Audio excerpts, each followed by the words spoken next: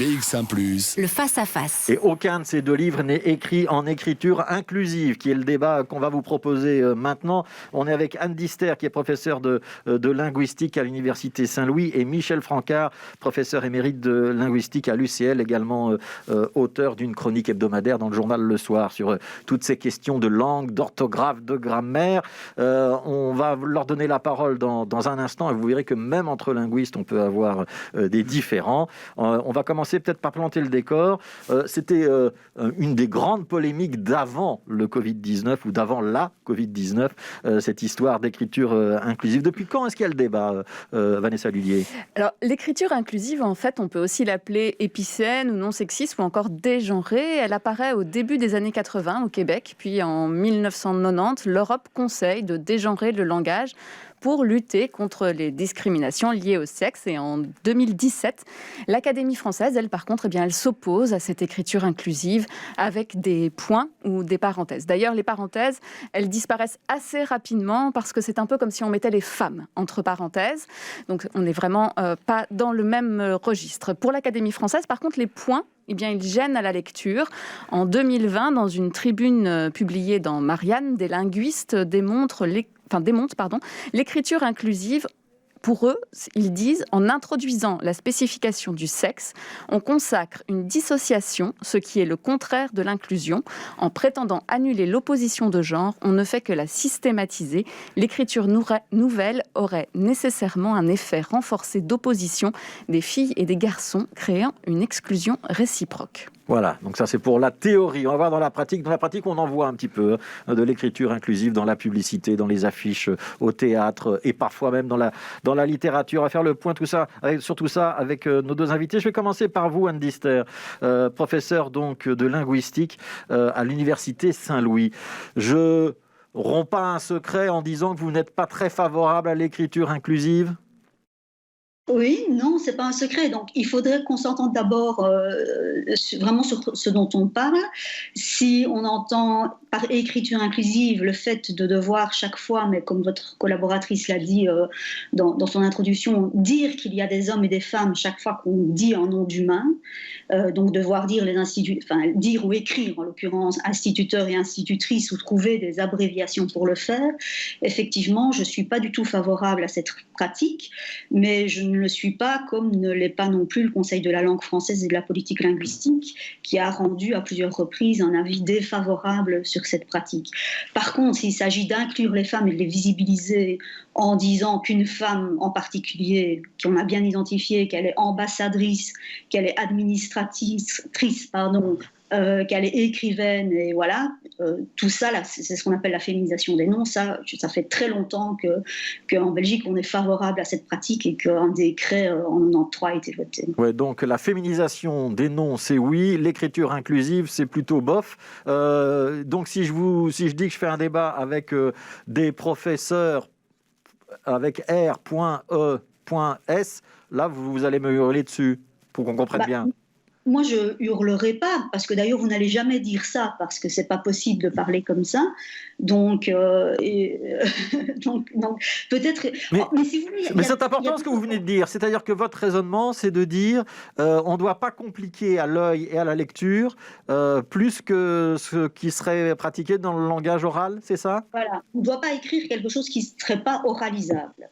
Par contre, que vous disiez, dans l'introduction aujourd'hui, je reçois 2 professeurs d'université, un homme et une femme, voilà, des choses, trouver des choses pour visibiliser et dire qu'il y a des femmes, c'est pas du tout, c'est même positif dans plein de domaines d'activité où notre représentation, elle est très stéréotypée de monde d'hommes. Et donc là, c'est utile de dire qu'il y a des femmes, mais c'est pas nécessairement utile de le dire tout le temps, et c'est assurément pas utile de l'écrire dans un écrit qui n'est pas oralisable. Michel Francard, est-ce que vous êtes du même avis, vous qui n'arrêtez pas de nous dire chronique après chronique que la langue c'est un être vivant qui n'arrête pas d'évoluer et que c'est normal que finalement on adopte la langue aux évolutions de la société ?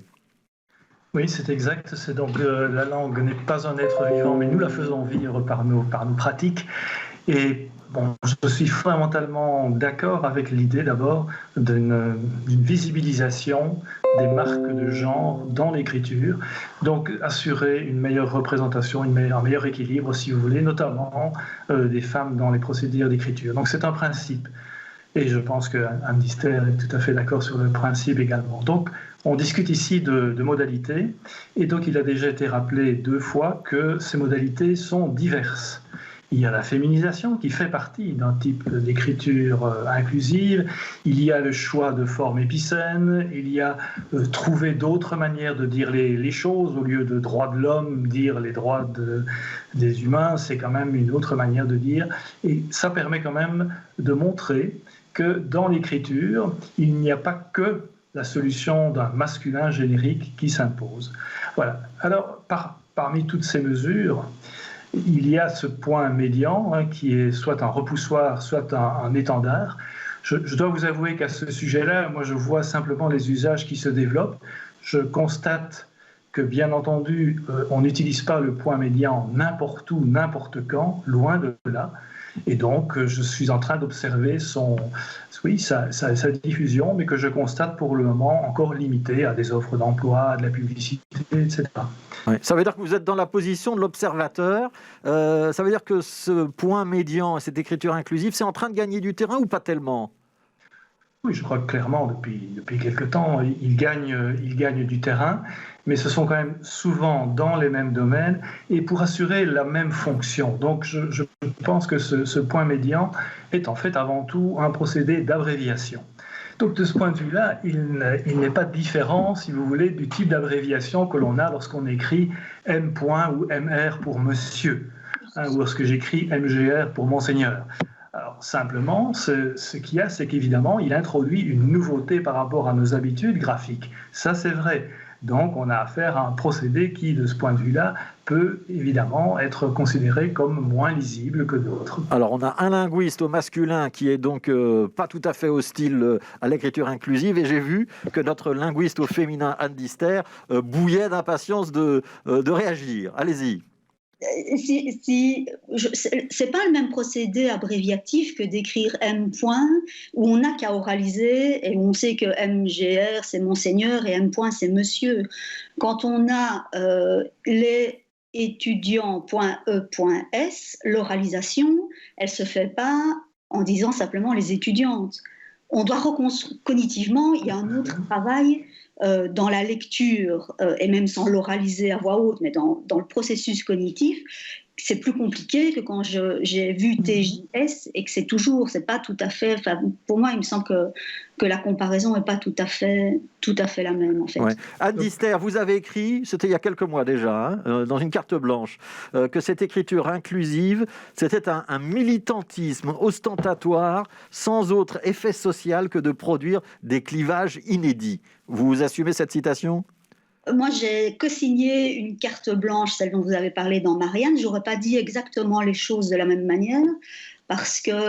alors, ce que je voudrais dire aussi, c'est que j'ai pas ma position dans ces... ici, dans ce débat sur l'écriture inclusive, et ma position, elle est liée aussi à l'observation, et elle est aussi liée à le travail que je peux faire d'analyse de ce que c'est l'écrit des enfants en fin de primaire, de comment ils maîtrisent les règles de grammaire, etc. Donc c'est pas juste une position qui consiste à dire, qui serait de type idéologique. Elle est aussi basée sur le fait que, voilà, on voit les difficultés, on voit les résultats médiocres qu'on a chez les petits francophones dans les études PISA, dans la maîtrise de l'écrit et la compréhension des textes. Et ces processus abréviatifs, ils font qu'ajouter de la complexité à un écrit.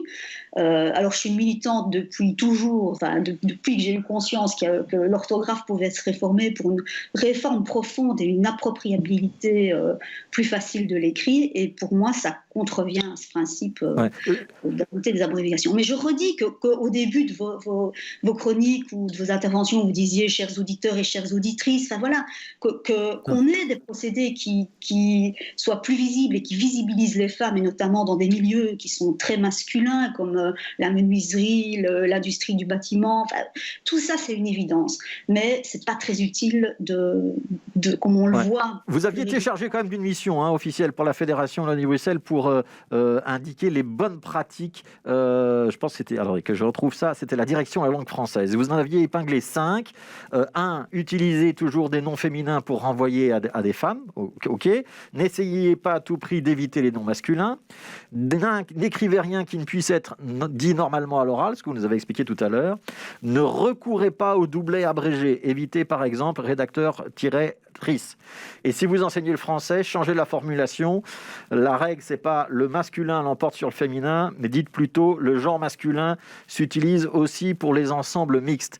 Michel Francard, est-ce que ces bons conseils d'Anne Dister, ça revenait à contourner l'écriture inclusive? Et est-ce que finalement, c'est pas une question de linguistique, c'est une question quasi politique, de militantisme féministe?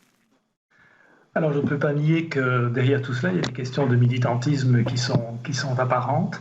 Et je ne souhaite pas en discuter ici, n'étant pas moi-même pris dans ce mouvement-là. Je veux être très clair là-dessus. Mais il est clair aussi que des conseils comme ceux que Anne Dister donne sont des conseils pour un type d'écriture. Et donc, à nouveau, c'est une conception que l'on peut avoir de la langue et de l'usage social de la langue. On peut avoir des conseils pour une écriture claire, on peut aussi avoir des conseils pour un type d'écriture qui permet d'autres types de liberté. Ouais. Et donc ici, je continue à redire que je suis très attentif et très attaché à ce que la créativité des francophones sur ce point-là ne soit pas bridée. Et notamment ne fasse pas l'objet d'une loi. Enfin, ça, on peut y revenir. Ça veut dire que pour vous, l'écriture inclusive, c'est pas une faute? Mais non, ce n'est pas une faute, c'est une exploitation des ressources linguistiques. On peut bien entendu en mesurer certains des avantages, donc il ne me viendrait jamais à l'idée de demander, parce que ça c'est de la démagogie aussi, qu'on enseigne l'écriture inclusive dans l'enseignement de base, dans l'enseignement fondamental, soyons sérieux quand même. Mais il me semble qu'il est intéressant que, par exemple, des formateurs de français soient initiés à ces questions-là, parce que c'est la langue d'aujourd'hui. Alors voilà, il y a au moins un point sur lequel vous, à mon avis, serez d'accord. C'est qu'on ne doit pas l'enseigner, en tout cas aux petits-enfants, l'écriture inclusive, si j'ai bien compris. On va quand même refaire un petit point avec vous, Vanessa Lullier. Alors on a dit tout à l'heure, ça gagne du terrain, l'écriture inclusive. Prenons le cas des médias ou de l'édition, ça gagne vraiment du terrain? Alors ça reste quand même assez rare. Donc en 2017, les manuels scolaires Hatier en France ont publié leur premier manuel qui s'appelait « Questionner le monde » pour les enfants de 3e primaire en écriture inclusive, mais ils n'ont pas poursuivi l'expérience. Alors dans les médias, vous l'avez dit, on l'utilise peu. Alors on a le magazine Têtu par exemple, ou Cosette, ou en Belgique aussi Axel, qui est le magazine pour les membres de l'association féministe Vie Féminine, qui utilise l'écriture inclusive. Par contre, dans les autres journaux, comme La Libre, la DH ou Le Soir, eh bien, on a choisi de ne pas l'utiliser en fait, parce que cela ajoute de la longueur aux articles, et le papier, c'est aussi de l'argent. C'est aussi la rémunération des journalistes pigistes qui sont payés aussi. Pardon, je m'égare. Oui, ça on pourrait par contre, alors du coup, faire de l'écriture inclusive. Mais sur notre site internet, en tout cas sur BX1 par exemple, on a décidé aussi de ne pas l'utiliser, sauf dans des cas vraiment très particuliers. Par contre, dans les communiqués de presse que nous recevons, surtout lorsqu'ils viennent des gouvernements bruxellois ou de la Fédération Wallonie-Bruxelles, eh bien l'écriture inclusive, elle est souvent présente. Là, on rejoint donc le côté politique de cet acte. Et puis la féminisation, par contre, des noms, elle rentre vraiment dans les mœurs. Voilà. Est-ce que c'est une manière de se protéger pour un politique, Anne Dister, vous pensez, d'utiliser l'écriture inclusive et de dire « Ah bah voilà, moi je suis sensible aux questions de genre ». Oui, je pense. Je pense que cette écriture, elle a la faveur aussi de toute une ambiance actuelle et qui trouve ses justifications, effectivement, de s'assurer que les hommes et les femmes ont les mêmes droits. Enfin voilà, on est dans un contexte, vous qui êtes dans les médias, vous en avez bien conscience, assez large de droits des femmes, de visibilisation, de libération de la parole, etc. Et c'est vraiment dans ce contexte-là que l'écriture dite inclusive se répand aujourd'hui. Ouais, on a parlé d'un manuel scolaire, Hatier, qui était donc pour des jeunes enfants. J'imagine que vous en avez entendu parler. Michel Francard, si on a renoncé, ça veut dire que c'était pas concluant comme expérience? Oui, je ne suis pas tout à fait qualifié pour en parler, mais je crois qu'effectivement, quand j'évoquais la liberté pour les francophones d'utiliser ou non l'écriture inclusive, on fait aussi appel à leur bon sens de ce point de vue-là. Donc il est clair qu'à ce niveau-là, le niveau de l'enseignement obligatoire, l'enseignement fondamental, ce n'est sans doute pas une bonne idée, sinon d'autres manuels auraient suivi. Ouais. Alors, je vais vous poser une dernière question à l'un et à l'autre pour conclure ce débat. Comment est-ce que vous voyez la suite? Est-ce que c'est une mode, ça va passer, ça va au contraire s'intégrer petit à petit? Moi, j'ai lu 1 ou 2 romans ou 1 ou 2 recueils de nouvelles en écriture inclusive. J'avoue que c'est plus compliqué à lire, mais ça existe. Est-ce que vous avez pas de boule de cristal, mais votre sensibilité et le fait que vous soyez tout au long de l'année occupé à décoder un petit peu nos écritures, vous avez le sentiment que c'est quoi? C'est en train de retomber ou c'est en train de démarrer? On commence avec Anne Dister. Alain Ray a dit il y a... Donc Alain Ray, c'est un linguiste français, auteur notamment du dictionnaire Le Robert, si je ne me trompe pas. Le dictionnaire Le Robert, oui, avait dit c'est une tempête dans un verre d'eau. C'était il y a 3 ans. Là, on voit que la tempête, elle continue d'être là. Donc moi, je crois que, enfin, je n'ai pas de boule de cristal, mais je pense qu'il y a beaucoup de bonnes... Ça part d'un bon sentiment, hein, cette écriture inclusive. Et donc, il y a des tas de gens qui essayent de l'appliquer et qui sont vraiment en train de se rendre compte, et moi c'est les retours que j'ai, que c'est pas facile en fait, que c'est pas facile d'être cohérent, que ça complique la rédaction des textes, et donc je sais pas ce que ça va devenir, je n'ai pas de... Voilà, mais on est un peu devant l'enthousiasme du début quand même en train de se rendre compte des difficultés que ça pose. On peut être féministe sans écrire de manière inclusive, Anne Dister? Oui, assurément. Et je ne laisserai à personne le droit de dire que je ne suis pas féministe parce que j'attire l'attention sur les difficultés de l'écriture inclusive. Ouais. Michel Francard, votre vision de l'avenir? Oui, j'ajoute à la citation que Anne vient de nous rappeler d'Alain Ray, qu'Alain Ray avait dit « dans 6 mois, on n'en parlera plus », ce qui est bien la preuve qu'effectivement, il ne faut pas faire de prévisions. Hein. Donc, ce qui me semble assez clair, c'est que la plupart des moyens qui aujourd'hui sont mis en œuvre par l'écriture inclusive, et nous avons largement parlé, seront certainement encore présents dans quelques années. Le point médian, qui est c'est l'abcès, en fait, la fixation qui se fait, à mon avis, il restera utilisé dans des domaines particuliers. On a évoqué les offres d'emploi, par exemple, certains communiqués de presse, parce que, contrairement à ce qui a été dit à un moment donné, ce n'est pas nécessairement quelque chose qui augmente le nombre de signes. Hein. Si au lieu de dire tout et tous, je mets tout avec les points médians, je gagne quand même quelques caractères si je fais un tweet, par exemple. Donc je crois qu'il y aura des domaines dans lesquels ce procédé-là continuera d'être utilisé. Donc c'est une question de contexte, si je vous comprends bien. Oui, exactement. Merci beaucoup, Michel Francard. Je rappelle que vous êtes professeur émérite de linguistique à l'UCL et que vous écrivez toutes les semaines. C'est le samedi, hein, si je ne me trompe pas, votre chronique dans le journal le soir. Et Anne Dister, professeure de linguistique française et de linguistique générale à l'Université Saint-Louis. Merci à tous les deux pour ce débat entre gens cultivés et on n'a pas échangé de... Comment je vais dire ça? De mots d'oiseau.l. Non, bon, ça va. Merci beaucoup, Anne Dister. Merci beaucoup, Michel Francard.